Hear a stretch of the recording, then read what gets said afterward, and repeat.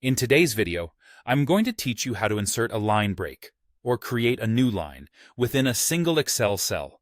Sometimes you have a lot of information to fit into one cell, and it starts getting cluttered pretty quickly. That's where line breaks come in handy. We'll focus on how to do this using a Windows computer. So, let's dive right in.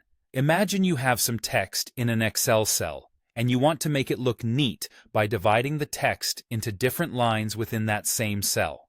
First, you'll need to access the edit mode of the cell you're working with. There are a couple of simple ways to do this. You can double-click directly on the cell you want to edit. This will immediately put you into editing mode, with the cursor right where you can start making your changes. Another way, which works like a charm, is to select the cell you're interested in and then press the F2 key on your keyboard. Both methods will let you jump into editing the inside of that cell without any hassle. Now that you're in editing mode, you'll need to decide exactly where you want to insert the new line. Simply click on the spot in the text within the cell where you wish the new line to be created. That precise location is where your text will break and drop down to the next line. Once you've selected the desired location, it's time to actually insert that line break.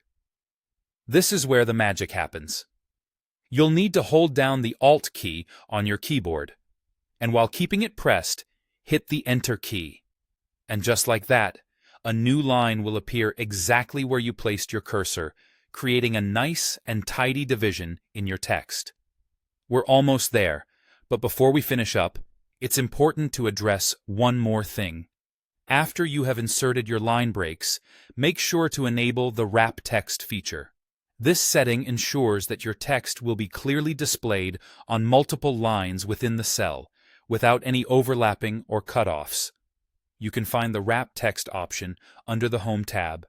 Simply navigate to the alignment group, and you'll see the Wrap Text button. Give that a click to activate it, and voila!